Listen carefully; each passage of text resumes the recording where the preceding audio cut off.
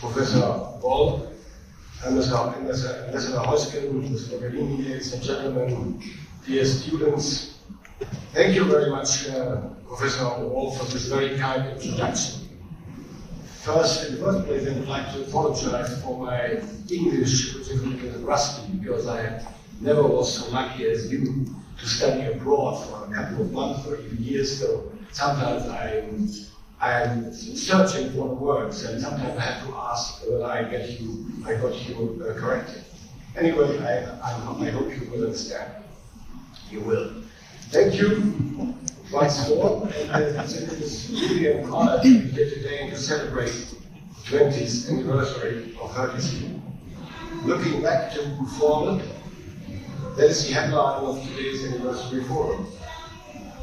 So let me start by looking back. Just a few days ago, we commemorated the 80th anniversary of D-Day. The Normandy landing, this unprecedented military operation, played a decisive role in bringing the war to an end. To me, D-Day is a powerful reminder of what a united and determined alliance can achieve. An alliance that ultimately brought us liberation from National Socialism. It is also a reminder of how far we have come in Europe since the end of World War II. Let us not forget, 80 years ago, Nazi Germany was an enemy to almost every European nation. Nazi Germany was a country that had tried to destroy everything European. Yet immediately after the war, the Allies granted our countries support and solidarity. It is still a miracle to me that the seeds of our European Union began to grow just 5 years after the end of the war, when France's Foreign Minister Robert Schuman proposed creating a European coal and steel community to his European partners. This was the starting point for much greater integration over the next 73 years. Today we all know it has been a remarkable European journey, from pooling coal and steel to abolishing international borders and national currencies, from 6 to 27 member states. But the European project is not an easy one. It is the result of hard work and strong dedication. The British author Ian Kershaw has written an impressive book about 70 years of European history, which he called Roller Coaster. And indeed, over the past decade, we have experienced some breathtaking moments. We have experienced the feeling of being swept along by uncontrollable forces, and we have traveled some bumpy roads. The European elections, which took place last weekend, confirmed this. I admit they did not in any way show the results I would have wished for. In fact, the opposite has happened. What worries me personally, and what I'm trying to understand, is that so many young people voted for the far right, especially those going to the ballot for the first or second time. What is it they want from Europe, and how can we better respond to their needs? I hope that we can shed some light on this later in the discussion, especially as we see the shift to the far right, not only in Germany, but across Europe as a whole.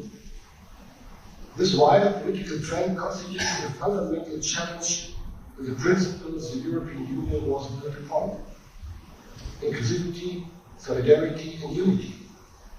It is a signal that many citizens are discontent and feel unheard. We cannot afford to be complacent about this.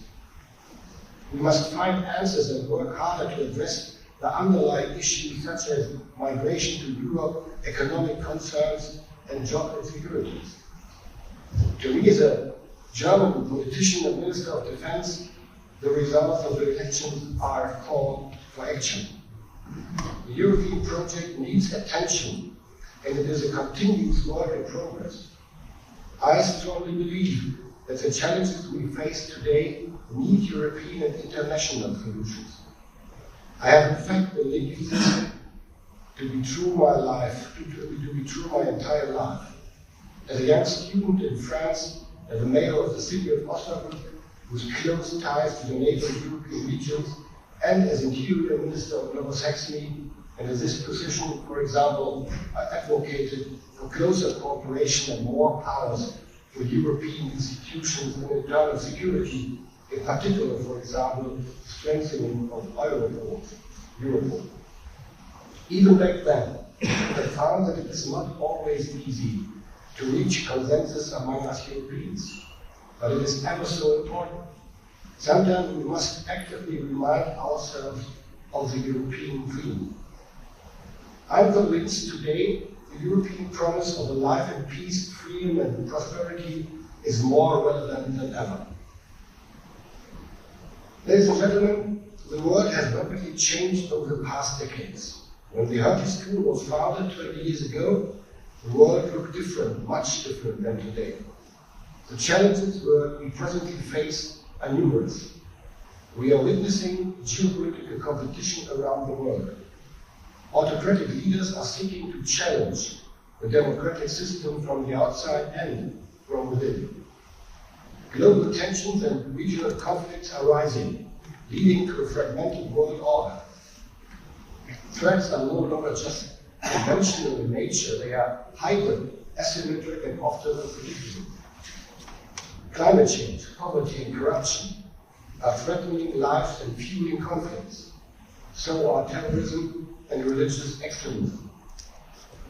Sometimes it seems easier to surrender to pessimism in the face of the truly enormous challenges we are facing almost everywhere today.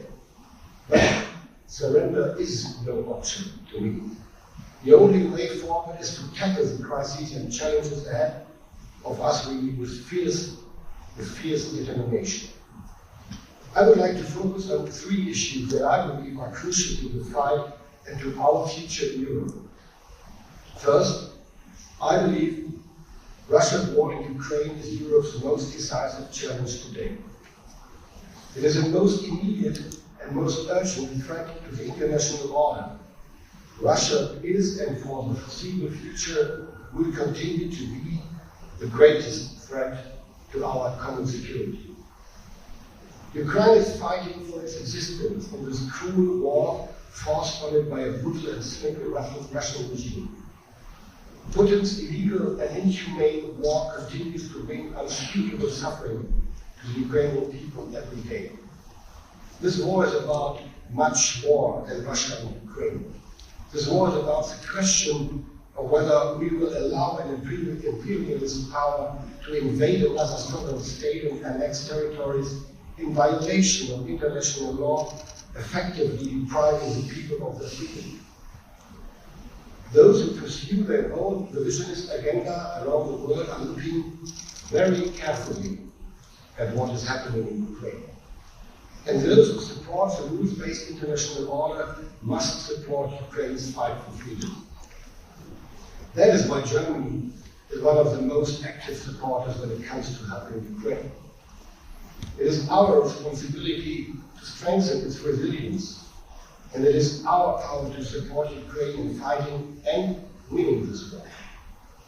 This year alone, we will spend about 7 billion euros of military assistance to Ukraine, but we will need more to cover the dire needs of our Ukrainian friends.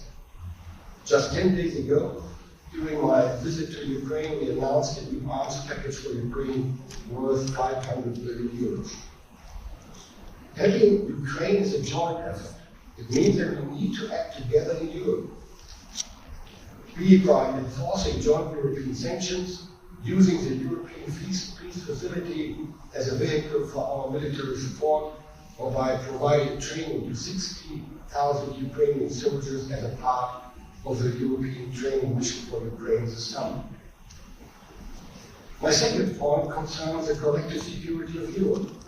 We need to strengthen our defense at both national and international level so that we are able to respond to today's and tomorrow's threats, be it through bilateral or multilateral initiative, the EU, NATO, or other formats.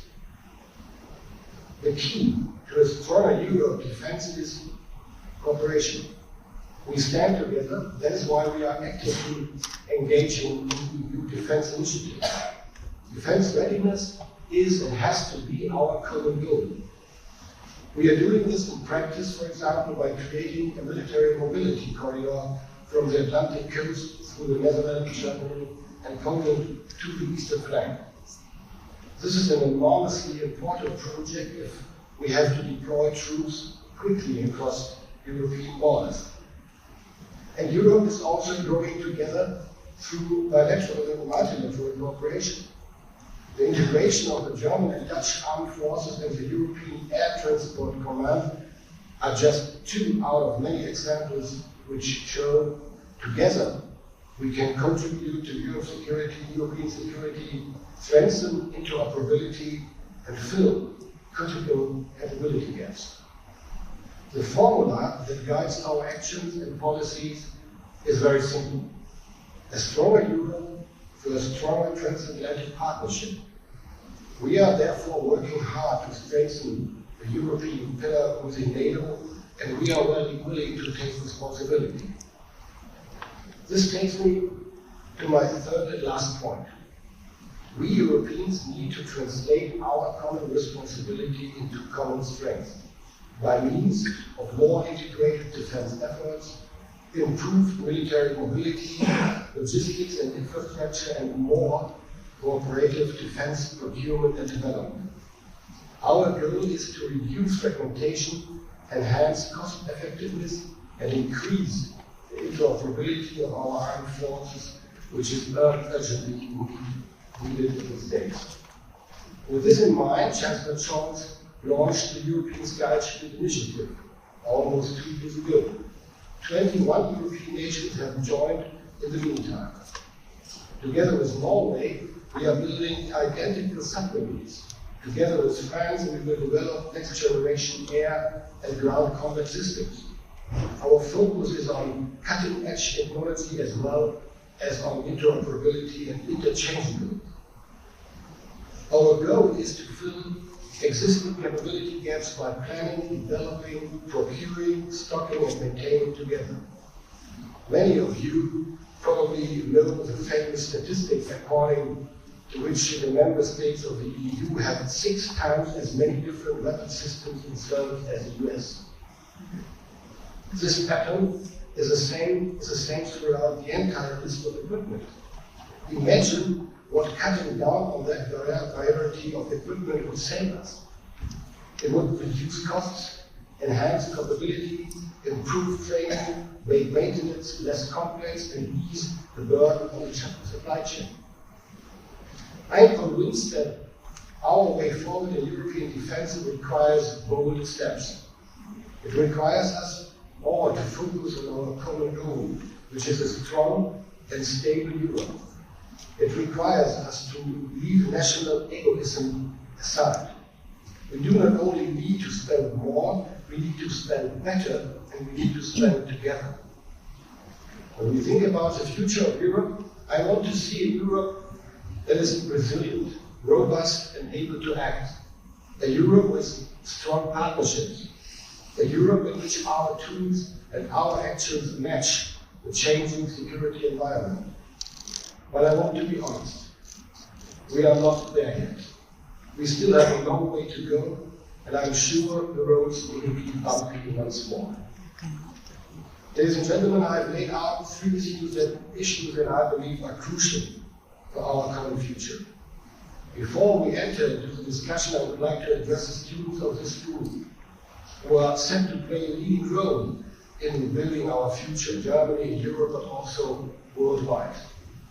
20 years ago, the Hertie School was founded to prepare the next generation of leaders for the complex challenges we are facing. When you graduate from this school and start your professional journey, it will be up to you to navigate the complexities of this new era. It will be up to you to ensure freedom and security of Germany and our allies. My message to you today is Germany's history and Germany's future is tied to Europe in a very special way. Europe is about a cooperative future, a common destiny. Ultimately, Europe is about the people and their lives. It is about creating opportunities to live in peace, freedom, and prosperity. Protect our Europe. Thank you.